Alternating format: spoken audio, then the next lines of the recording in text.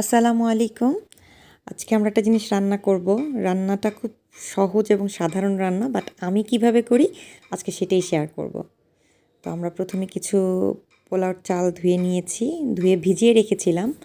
সেটার সাথে এখন একটু ঘি মিশিয়ে আমি চুলায় বসিয়ে দিচ্ছি।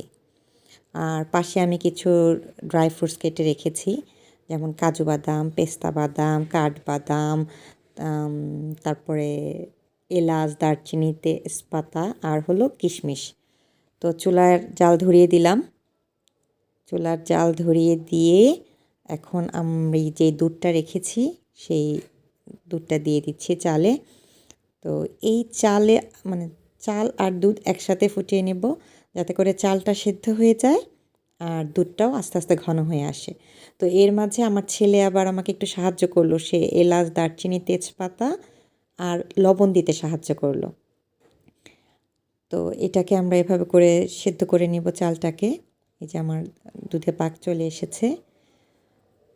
তো অনেকে আবার মিষ্টি খাবারে লবণ খায় না, বাট আমরা মিষ্টি খাবারেও লবণ খাই।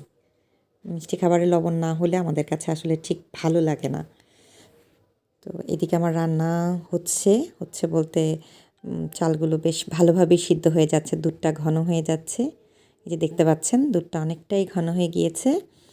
এই মুহূর্তে আমরা বাদামগুলো দিয়ে দিচ্ছি, কেটে রাখা সব বাদামগুলো দিয়ে দিচ্ছি। কাঠবাদাম, কাজু বাদাম, পেস্তা বাদাম এগুলো দিয়ে দিচ্ছি। কিশমিশটা আর একটু পরে দিব। তো এগুলো দিয়ে কিছুক্ষণ নাড়াচাড়া করে চিনিটা দিয়ে দিতে হবে। চিনি দিলে তো আবার একটু পাতলা হয়ে যাবে দুধটা। তো চিনি দিয়ে আবার কিছুক্ষণ জ্বালিয়ে পানিটাকে শুকিয়ে নিতে হবে, আর একটু ঘন করে নিতে হবে। হ্যাঁ, আমার চালগুলো মোটামুটি সেদ্ধ হয়ে গেছে, মানে আমি যেমনটা চাচ্ছি তেমনটা হয়ে গেছে। এর থেকে আর খুব বেশি সেদ্ধ করতে হবে না। আমি একটু গুঁড়ো দুধ দিয়ে দিচ্ছি, কারণ আমার মিষ্টি খাবার রান্নায় আমার মনে হয় যে আসলে আলাদা করে পাউডার মিল্ক না দিলে কেমন যেন খাবারটা আসলে ঘন হয় না, মানে দুধটা আমার কাছে টেস্টি মনে হয় না। তো আমার নিজের মনের শান্তির জন্য আমি 1 কাপ মতো গুঁড়া দুধ দিয়ে দিলাম। তো গুঁড়া দুধ দিয়ে ভালো করে মিশিয়ে নিতে হবে।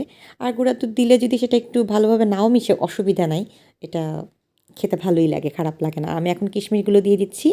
কিশমিশ দিয়ে গুঁড়া দুধ দিয়ে ভালো করে নেড়েচেড়ে নিব। আর নামানোর কিছুক্ষণ আগে আমি একটু ঘি দিয়ে দিব।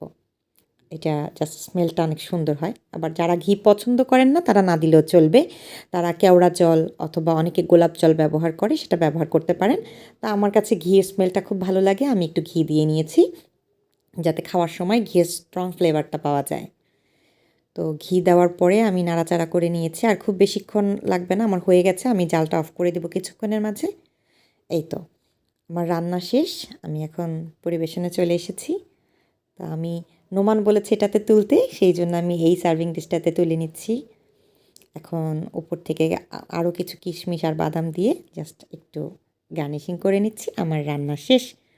দেখার জন্য সবাইকে ধন্যবাদ।